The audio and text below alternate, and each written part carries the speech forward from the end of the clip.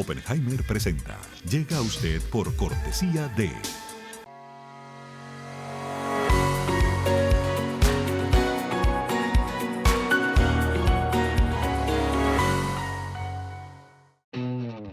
UAD es más que una universidad. Es vivir una experiencia única de aprendizaje. Es tu tiempo de vivir. UAD Experience.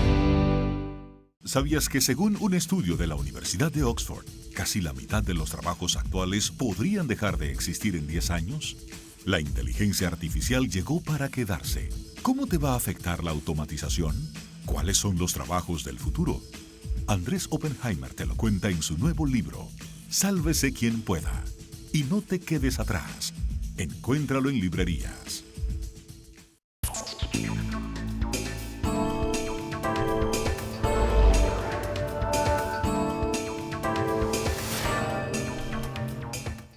Hola, soy Andrés Oppenheimer. Gracias por estar con nosotros. Se está cumpliendo el primer año del gobierno del presidente de Colombia, Gustavo Petro, ex guerrillero, ex alcalde de Bogotá, el primer presidente de izquierda de la historia de Colombia. Y hace pocos días Petro estuvo en las primeras planas de todo el mundo tras el arresto de su hijo Nicolás Petro por cargos de presunto lavado de dinero y enriquecimiento ilícito. Nicolás Petro, el hijo, estaba siendo investigado por la Fiscalía por haber supuestamente recibido dinero de narcotraficantes a cambio de incluirlos en los esfuerzos de su padre para negociar la paz con organizaciones criminales. Nicolás Petro se declaró inocente. El presidente le ha dicho a la Fiscalía que va a tener todas las garantías para seguir con la investigación conforme a la ley. La gran pregunta ahora es si Petro sabía algo de esto y si su campaña recibió dineros ilícitos. Tanto Petro como la campaña lo niegan. Pero ya antes de este escándalo político, el primer año de Petro en el poder ha sido, cuanto menos, tumultuoso. El presidente ya ha tenido que cambiar a 11 ministros en apenas 12 meses por varios escándalos políticos.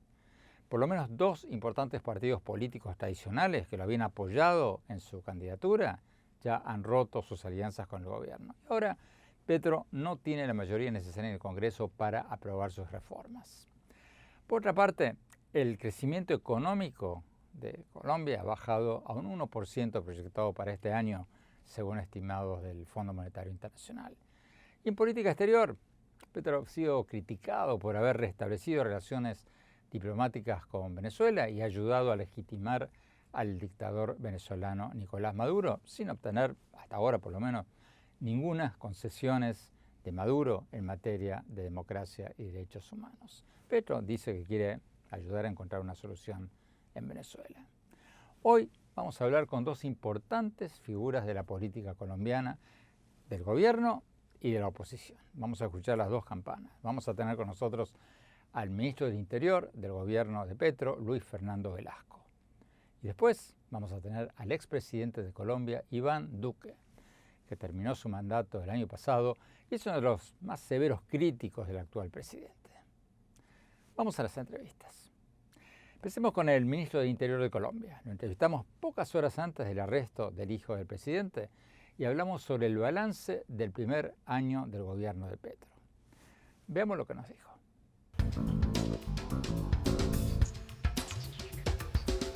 Ministro Luis Fernando Velasco, muchas gracias por estar con nosotros. Ministro, se está cumpliendo, como decíamos recién, un año del presidente Petro en el poder. Sus críticos señalan que su gobierno está en dificultades, que ha caído en las encuestas. ¿Cuál es su balance del primer año del presidente Petro en el gobierno? Andrés, mil gracias por la invitación y por permitirme hablar con los latinoamericanos. Planteemos un contexto. Este es el primer gobierno realmente de izquierda en 200 años de historia republicana en el país. Llegamos haciendo una coalición progresista que estuvo sustentado en la imagen y los partidos de izquierda que han acompañado tradicionalmente a Gustavo Petro y otros partidos que, aunque no lo han acompañado, coinciden con muchas de sus ideas. Algunos liberales, como es mi caso, socialdemócratas, y es evidente que cuando llegamos planteando un cambio, pues generamos unos choques normales de una sociedad que había visto otro tipo de gobiernos, otras prioridades. Mi balance es positivo y voy a entregar algunas cifras, algunos números pero especialmente la ruta que está llevando el gobierno de Gustavo Petro. ¿Qué es lo que queremos hacer? ¿Qué es lo que queremos darle al país después de 4 años de gobierno? ¿Qué es el legado que queremos dejarle al país? Primero, venimos de lo que se conoció en Colombia como el estallido social. Hace unos 3 años, en las principales ciudades de Colombia, especialmente en el suroccidente, pero también ocurrió en Bogotá, pero también ocurrió en algunas ciudades de la costa, del oriente colombiano, jóvenes salieron a las calles, se enfrentaron con la fuerza pública y hubo cientos de muertos por esas manifestaciones, y el país se la jugó por la salida institucional, que fue elegir a un gobierno distinto al que se había conocido en las últimas décadas en Colombia. Llega Gustavo Petro, un hombre socialdemócrata, un hombre que estuvo en la insurgencia, pero que hizo un acuerdo de paz y a fe que lo han cumplido, particularmente el M-19, un hombre que en los últimos años estuvo no solo en el Congreso de la República, sino en la alcaldía de Bogotá, y le dice a Colombia, bueno, ¿cuáles son nuestras prioridades? Nos vamos a crecer económicamente, pero todo el país, no solo unos pocos. Segundo, el mundo, no solo Colombia, tiene un problema grave con el cambio climático. Entonces hagamos transición energética, cambiemos la matriz energética del país. Nosotros producimos petróleo, exportamos algo de petróleo, podemos vivir algunos años más con eso, pero evidentemente el mundo va a decir no más y vamos a tener problemas económicos. Entonces vámonos a producir energías alternativas, busquemos los vientos para producir energía, busquemos el sol para producir energía. La violencia en el país, de alguna manera con el acuerdo de paz con las FARC, bajó, pero está por falta de una implementación seria. Los programas, fallamos en los últimos años en la implementación. Ministro, perdón, vamos por partes. Usted empezó citando el tema económico. Lo cierto es que la economía de Colombia se ha caído en un crecimiento bastante alto para los niveles latinoamericanos, a un crecimiento muy pequeño, de apenas un 1%, según la estimación del Fondo Monetario Internacional. Ese es un crecimiento muy bajo, casi nulo. Vamos a crecer más de eso, pero permítame decir algo. Si yo le cuento a usted que arrancamos este 2023 con una inflación del 13.25, llegamos a subir al 13.3, pero en los últimos meses venimos con un decrecimiento sostenido de la tasa de inflación. Ya vamos en el 12.13 y aspiramos a cerrar con una inflación de un solo dígito, del 9.2, significa que le partimos el espinazo a la inflación y le hemos logrado controlar. Los flujos de inversión directa de la balanza cambiaria alcanzaron este mes 1.729 millones de dólares, lo que representa, oígase bien, un crecimiento del 70.2 frente a los mismos índices de inversión directa del mismo mes hace un año. Eso no significa que los inversionistas se están espantando, no, todo lo contrario, están llegando y están llegando de una manera importante al país. Bueno, pero la inversión se mide por año, no por mes. El déficit fiscal en el 2022 cerró con el 5.3 del PIB. Lo vamos a bajar al 4.3 este año. Bajamos déficit también. Y hay medidas tan interesantes como la implementación de bajas de interés que arrancó un banco estatal que es el Banco Agrario, pero que nos ha venido acompañando muchos sectores financieros del país. La moneda colombiana, lo sabe usted, Andrés, puede ser una, si no la más revaluada, la más sana en todo el mundo en los últimos meses. Hemos tenido una revaluación que supera el 20% en los últimos meses, de manera que algo bueno está pasando en nuestro país. Tenemos que ir a un corte. Cuando hablamos, seguimos con el ministro de Interior de Colombia y después, para escuchar la otra campana, vamos a tener al expresidente de Colombia, Iván Duque. No se vayan, ya volvemos. Exclusivas residencias de lujo frente al mar en Miami. El nuevo desarrollo de Fortune International Group y Chateau Group. Una ubicación privilegiada con inmejorables vistas al mar y la ciudad. The St. Regis Residences, Sunny Isles Beach en Miami, es el lugar perfecto para una vida soñada. La impecable arquitectura y el refinado estilo de St. Regis junto con los exclusivos servicios y amenidades, ofrecen una experiencia inigualable.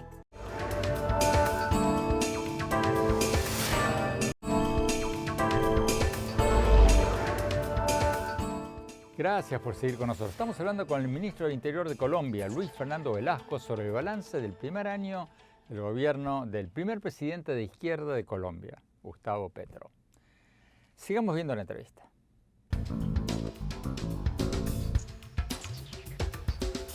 Ministro, este gobierno arrancó con un gran apoyo de muchas fuerzas políticas. El Partido Liberal, el Partido Conservador, casi todas las fuerzas políticas, menos la del expresidente Uribe, apoyaron a este gobierno. Pero desde entonces, varios de estos partidos importantes se han ido, han roto con este gobierno. Entonces la pregunta es, sin estos apoyos políticos, ¿no va a ser todavía más difícil aprobar una agenda de cambios como la que propone el presidente Petro, respetando las normas democráticas? Y nunca dejaremos de respetarlas, Andrés. Este gobierno es completamente respetuoso de la Constitución que hicimos en el 91 como un pacto social entre los colombianos, entre otras cosas, porque un protagonista fundamental de esa Constitución fue la organización que era armada, que dejó de ser armada, que se convirtió en una organización política de la cual viene Gustavo Petro, la Alianza Democrática M19. De manera que, si hay algo que quiero decir con todo énfasis, es que respetamos las instituciones democráticas y respetamos la Constitución que ayudamos a hacer. Entonces, y era evidente que en lo central de la reforma a la salud, una reforma pensional que busca que cientos de miles de colombianos que llegan a ser adultos mayores y no tienen ningún ingreso, tengan algún ingreso. Una reforma laboral que devuelva derechos que otros gobiernos le quitaron a los trabajadores. Cuando nos presentamos con esas tres reformas, pues los partidos que en los últimos años y de alguna manera por efecto del conflicto interno se han ido derechizando y especialmente sus líderes dicen no nos toquen lo que nosotros ya hicimos. ¿Cuál es la conclusión? No hubo acuerdo político. El Congreso entiende el alcance de las reformas sociales, nosotros creemos que sí. Independientemente que líderes de los partidos no nos acompañen, sentimos que las bancadas en el Congreso mayoritariamente nos van a acompañar. Esa es la apuesta que estamos haciendo. Ministro, una de las cosas que ha hecho este gobierno, el gobierno del presidente Petro, que han generado más titulares en el mundo, fue el restablecimiento de las relaciones con Venezuela.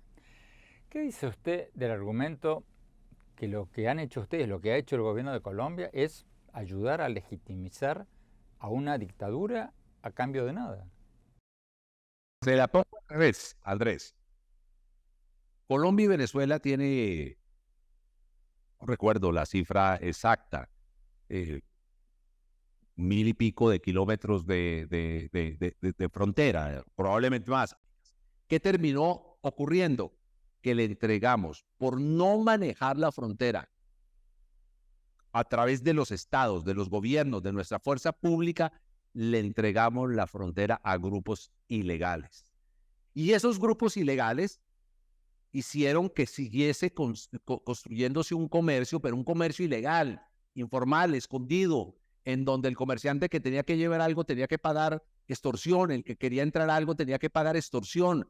Creció esa delincuencia, crecieron esos grupos y no arreglamos los problemas entre Colombia y Venezuela. Nosotros tenemos unos cánones de respeto a la democracia, pero también tenemos que reconocer lo que está pasando en Venezuela. Pero, ministro, el problema de fondo, ¿acaso Venezuela no es una dictadura? Además, según las Naciones Unidas, el gobierno de Venezuela es responsable de miles de ejecuciones extrajudiciales. Y digo miles porque son más de 6.000. Y eso ha provocado la huida de más de 7 millones de personas, de refugiados. Entre ellos, ustedes, los colombianos, usted lo sabe mejor que nadie, tienen a unos 2.5 millones de venezolanos que se fueron a Colombia. Entonces, ¿no han ayudado ustedes a legitimar una dictadura reuniéndose, dándole un estatus presidencial como cualquier otro presidente a un dictador a cambio de nada? Andrés, no es a cambio de nada. Primero, la legitimidad no se la damos nosotros. No se la da el presidente de Estados Unidos cuando manda una comisión a Venezuela a ver cómo genera algunos elementos de regularización de comercio, por ejemplo, de petróleo, porque tuvo problemas allá en Rusia. No, no se la damos nosotros. No se la dio el presidente Nixon cuando comenzó a hablar con China. No se la da el presidente de Estados Unidos cuando habla con gobiernos no precisamente democráticos en África o en el Medio Oriente. No, no, no. Lo que nosotros no podemos hacer como país es castigar a los ciudadanos. Esos ciudadanos que se están viniendo de alguna manera por unos problemas económicos gigantescos en Venezuela. ¿Cuál es la opción? ¿Ahorquemos más a Venezuela para que la gente aguante hambre? Esa puede ser una opción, no es la nuestra. Nosotros creemos que tarde que temprano el pueblo venezolano va a arreglar sus problemas y nosotros queremos ayudar. Ministro Velasco, muchísimas gracias por su tiempo. Tenemos que ir a un corte. Cuando volvamos, vamos a escuchar la otra campana. Vamos a tener con nosotros al expresidente de Colombia, Iván Duque, uno de los más severos críticos del actual gobierno. Le vamos a preguntar si hay un peligro de que Colombia se convierta en una nueva Venezuela o no. No se vayan, ya volvemos.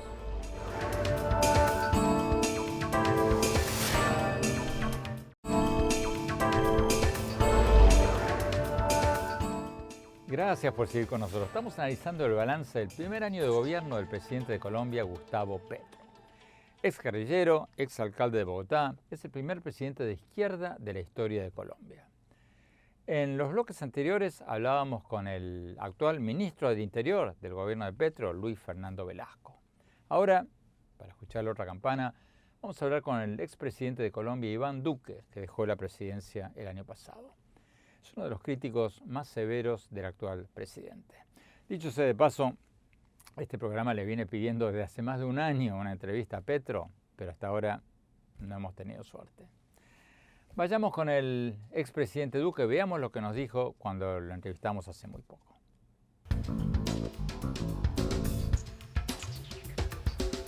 Expresidente, muchas gracias por estar con nosotros. El gobierno de Petro se adjudica varios logros durante su primer año de gobierno. Usted ha sido un duro crítico de este gobierno. ¿Cuál es su análisis general del primer año de Petro en el poder? Yo creo, Andrés, y yo siempre procuro en política nunca hacer críticas personales, sino hacer críticas objetivas y sustentadas. Entonces, yo me permito describir lo que son 4 ejes de la personalidad de todo el gobierno y los resultados que han traído para el país. Primero, profunda ideologización, profundo dogmatismo, y eso se ha traducido en unas reformas que el país ha venido rechazando, que el Congreso ha venido rechazando, porque nos quieren llevar al pasado. Y muchas veces se invoca la palabra progresista, pero terminan siendo pobrecistas porque generan pobreza, y la reforma que se pretendía hacer al sistema de salud, de nacionalizarlo y de volver a esos terribles años de las filas y el mal servicio, es lo que la gente no quiere.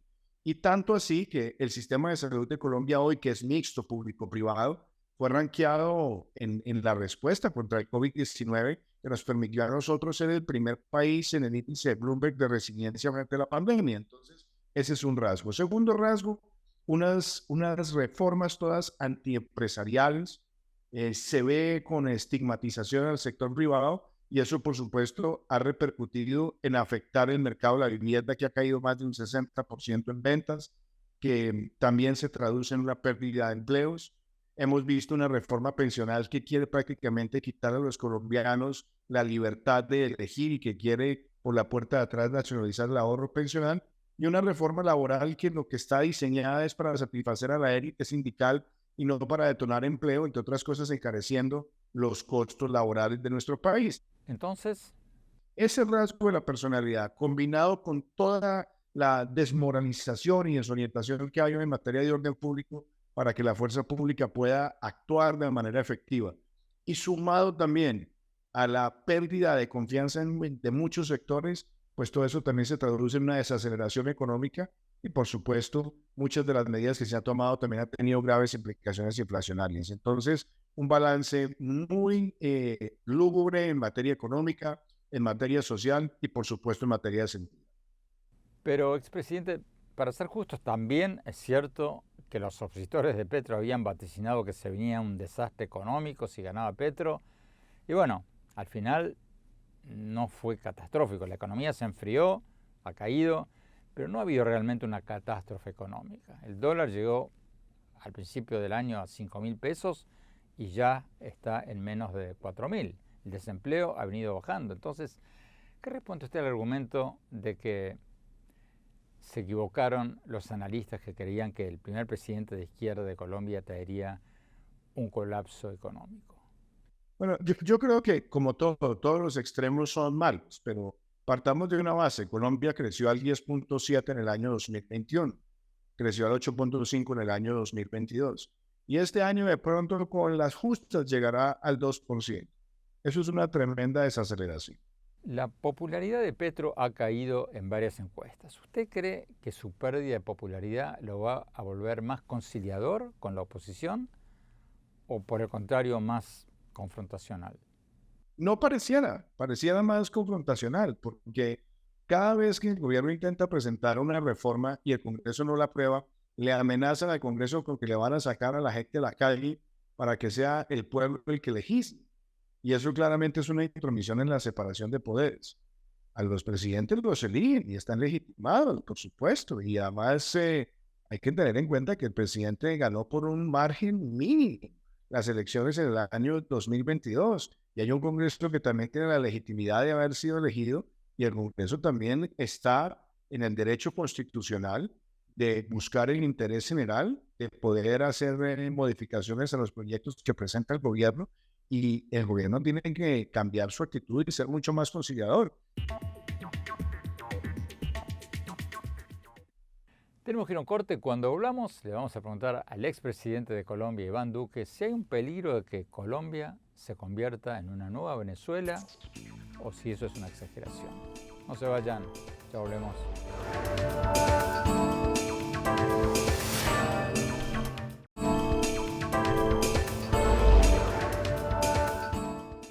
Gracias por seguir con nosotros. Estamos analizando el balance del primer año del gobierno del presidente de Colombia, Gustavo Petro. Es el primer presidente de izquierda de la historia de Colombia. Al principio del programa tuvimos con nosotros al ministro del Interior del actual gobierno, Luis Fernando Velasco. Ahora, para escuchar la otra campana, estamos hablando con el expresidente Iván Duque, uno de los críticos más severos del actual presidente. Sigamos viendo la entrevista.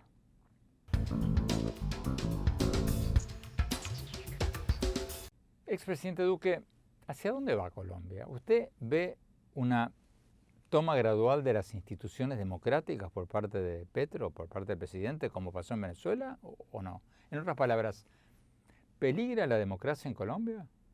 El temor de caer en una Venezuela autoritaria, dogmática, ideologizada, amenazante, pues todavía estamos lejos de poder decir que esa amenaza es inminente. Y eso se debe también al papel que han cumplido las instituciones. El Congreso de la República ha apoyado iniciativas de gobierno, pero también le ha dicho no a aquellas iniciativas que representan un retroceso. Y eso, por supuesto, ha enfurecido a muchas personas en el gobierno que se creían bajo la idea de que el presidente es un emperador que impone lo que le parezca, lo que piense, sus prejuicios y sus dogmas.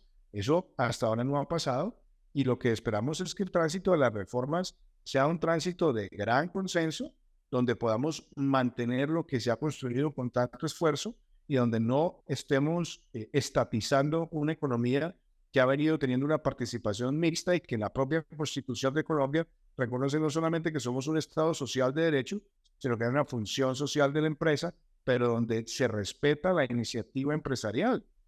Entonces yo diría, hasta ahora el balance institucional es bueno, pero obviamente yo creo que está por verse cuál va a ser la actitud de cara a la nueva legislatura y si el gobierno está dispuesto a ceder para construir las reformas o si va a querer tosudamente seguir intentando pasar el ferrocarril sobre las instituciones. ¿Cuál ha sido, a su juicio, el resultado de la decisión de Petro de restablecer las relaciones diplomáticas con Venezuela y de sus encuentros con Nicolás Maduro? Yo creo que ahí hay un tema, Andrés, que yo lo veo por la parte de mis propios principios, ¿no? Por sus amigos los conoceréis. Maduro es un sátrapa, es un dictador, es un criminal de lesa humanidad. Y con él no se puede construir nada bueno, porque él lo que quiere es perpetuarse en el poder. Ahora la inhabilitación de María Corina, la persecución a ella, la expulsión de Juan Guaidó, la persecución al resto de los opositores, todo eso está pasando en las países de América Latina. Y yo a veces veo a unos políticos que se rasgan las vestiduras atacando a sectores ideológicos de derecha o centro derecha, pero son de un suavecito y de un melifluo con las grandes dictaduras de la región. Y desde el punto de vista de lo que se vendió como la panacea económica, pues las empresas hoy no son capaces de exportar a Venezuela porque se van a encontrar con muchos problemas. Primero, no les pagan a tiempo. Segundo, no saben cuándo les van a pagar. Y tercero, muchas de las personas que les están comprando en Venezuela son personas que están vinculadas a procesos en OFAC. Luego, quien haga negocios con ellos puede terminar enredado en asuntos de lavado de activos, etcétera. Y fuera de eso, la evidencia lo muestra. Este primer semestre, la economía venezolana se contrajo 7%, porque mientras no hay plata circulando del narcotráfico, la economía venezolana no es capaz de generar ni el bienestar, ni el empleo, ni el progreso que el país requiere, porque todo eso fue destruido por parte de la dictadura. Finalmente, expresidente, Petro ha desplegado un gran activismo internacional a favor de causas ambientales. Usted, si no me equivoco, en este momento está en Ecuador precisamente por un tema, una conferencia ambiental. ¿Cómo ve esta campaña, esta ofensiva del presidente Petro? A mí me gusta que Colombia mantenga políticas de Estado en materia ambiental y que se mantengan muchas de las cosas que nosotros trabajamos en el gobierno. El sistema de áreas protegidas, los contratos de conservación natural, la política de economía circular, la transición energética que nosotros la llevamos del discurso a la práctica. Nosotros logramos instalar decenas de granjas solares en el país, en el campo eólico más grande que tiene Colombia, conocido como Guajira 1. Entonces yo celebro que en esas cosas haya continuidad y estoy aquí en la Amazonía, saliendo hoy para la Amazonía ecuatoriana, donde vamos a estar con la iniciativa Concordia Amazonas, buscando soluciones basadas en las naturalezas inventadas en el mercado que permitan proteger, conservar y preservar la Amazonía, trabajando con comunidades indígenas. Esa parte del discurso ambiental, digamos, yo celebro que se mantenga, pero creo que al discurso hay que meterle gerencia y resultados. Expresidente Iván Duque, muchísimas gracias por su tiempo. Tenemos que ir a un corte. Cuando volvamos, vamos a nuestro segmento habitual, El Innovador de la Semana. Y después, mi análisis sobre el primer año del gobierno de Petro. No se vayan, ya volvemos.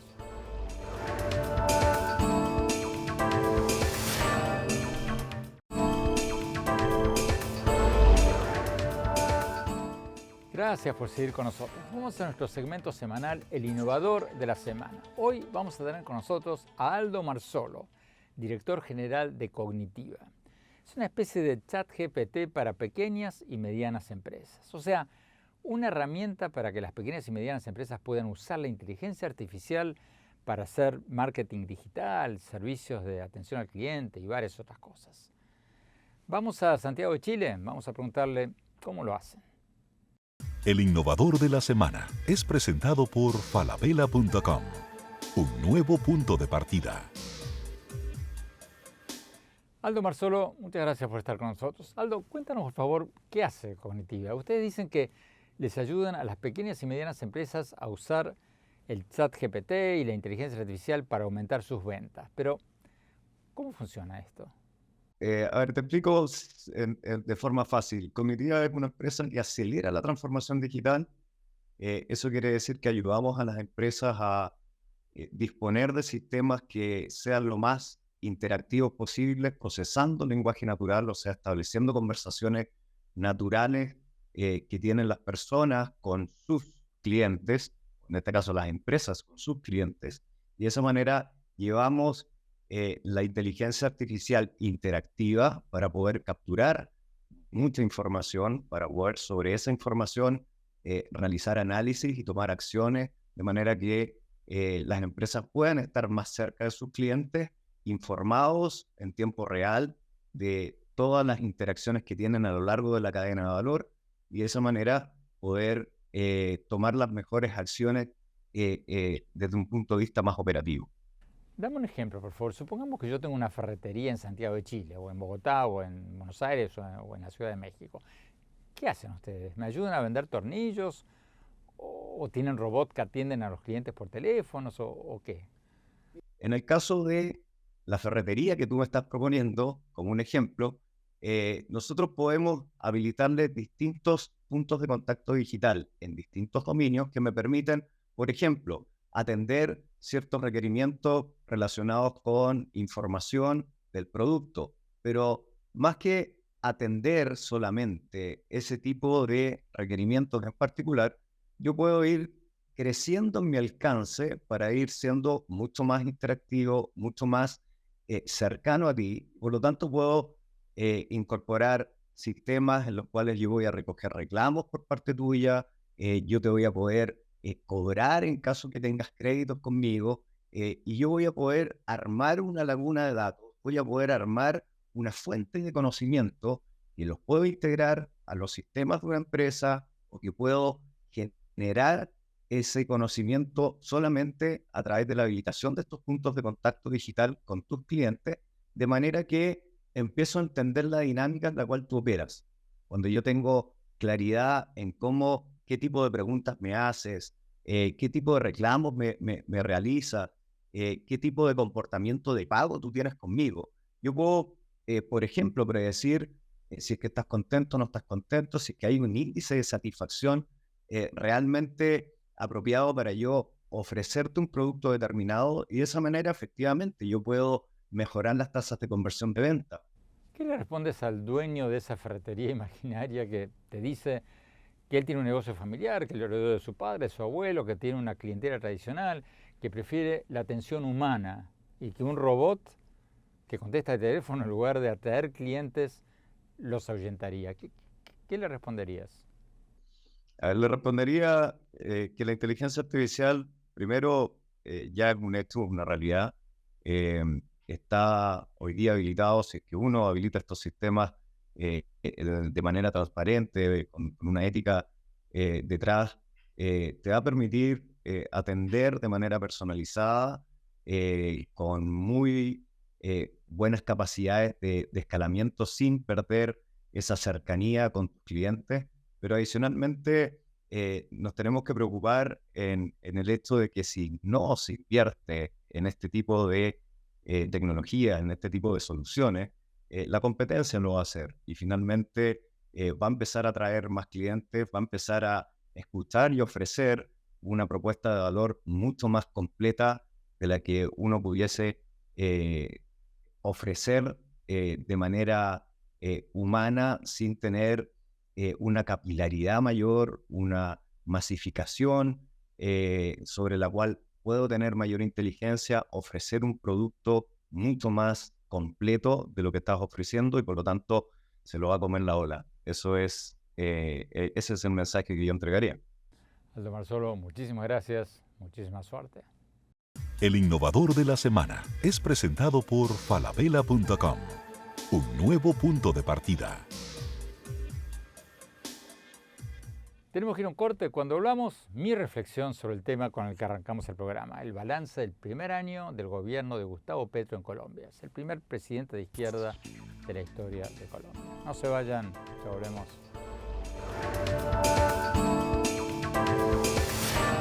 En falabella.com la calidad la dejamos en manos de expertos. Creo que hemos encontrado el Santo Grial 3.0. Aprobado, aprobado, aprobado. Caracoles. Miles de marcas, miles de emprendedores, la mejor calidad. Todo lo que necesitas está en el nuevo falabella.com. Descarga la app.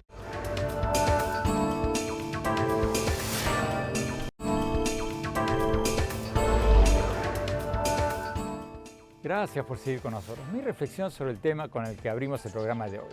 El primer año del gobierno del presidente de Colombia, Gustavo Petro, el primer presidente de izquierda de la historia de Colombia. Lo cierto es que Petro no lo tiene nada fácil. El crecimiento económico se ha frenado y los escándalos políticos ya han resultado en 11 cambios de ministros en apenas 12 meses.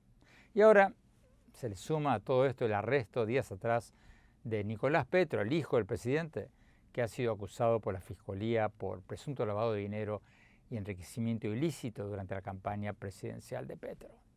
Nicolás Petro se declaró inocente y la campaña de Petro ha negado recibir dineros del narcotráfico y Petro ha dicho que la Fiscalía investigue lo que haya que investigar. Pero la pregunta que se hacen muchos de los críticos del gobierno es si Petro, que fue guerrillero antes de abandonar la lucha armada e iniciar su carrera política, va a convertir gradualmente a Colombia en un Estado socialista o en una dictadura como la de Venezuela. Eso parecía ser lo que sugería el título de una reciente audiencia de la Cámara Baja del Congreso de Estados Unidos, controlada por el Partido Republicano del expresidente Trump, que decía esa audiencia del 27 de julio, su título era El descenso de Colombia al socialismo. Cierro comillas. Petro ha dicho en el pasado que Colombia no necesita socialismo, sino democracia y paz. Yo creo que un análisis desapasionado de lo que está pasando en Colombia es que el título de esa audiencia del Congreso fue un poco amarillista o exagerada. Porque, como me dijo el propio expresidente Duque, uno de los más severos críticos de Petro, abro comillas, todavía estamos lejos de poder decir que esa amenaza sea inminente. Cierro comillas. O sea, Duque no cree que Colombia esté a un paso de una dictadura como la de Venezuela. Y yo creo que Duque tiene razón en que no hay ese peligro, por lo menos de manera inminente. Primero, porque las instituciones democráticas de Colombia siguen fuertes y todo indica que seguirán siendo fuertes. Petro no tiene una mayoría en el Congreso para imponer sus leyes y el sistema judicial está siendo independiente, al punto de que los fiscales acaban de enjuiciar al propio hijo del presidente. O sea, en Colombia las instituciones democráticas todavía siguen firmes. Y en segundo lugar, los dictadores electos suelen acaparar poderes cuando se benefician de bonanzas económicas. Y ese no es un caso que se esté dando ahora en Colombia. Cuando Chávez fue acaparando cada vez más poderes en Venezuela y muchos lo aplaudían, había una bonanza económica. El petróleo estaba en su máximo nivel histórico. Eso no está pasando ahora en Colombia y es difícil que pase en un futuro próximo. Y sin dinero para regalar a todo el mundo, es difícil instaurar un régimen populista autoritario. De manera que el balance desapasionado del primer año de Petro no es bueno y las perspectivas tampoco son buenas, pero por ahora las instituciones democráticas colombianas siguen fuertes. Y eso es bueno. Bueno, se nos acabó el tiempo. Los invito a visitar mi blog en la página de internet andresopenheimer.com. Síganme en mi Twitter o X o como se llame hoy, en @OppenheimerA, en mi página de Facebook, Andrés Oppenheimer, y mi cuenta de Instagram, Andrés Oppenheimer Oficial. Gracias por acompañarnos. Hasta la semana próxima.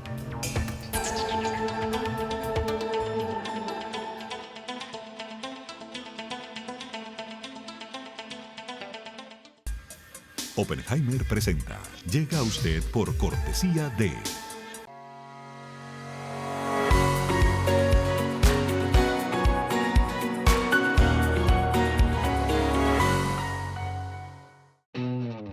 UAD es más que una universidad. Es vivir una experiencia única de aprendizaje. Es tu tiempo de vivir. UAD Experience.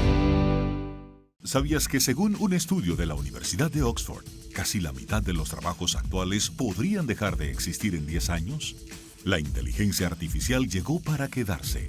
¿Cómo te va a afectar la automatización? ¿Cuáles son los trabajos del futuro? Andrés Oppenheimer te lo cuenta en su nuevo libro, Sálvese quien pueda. Y no te quedes atrás. Encuéntralo en librerías.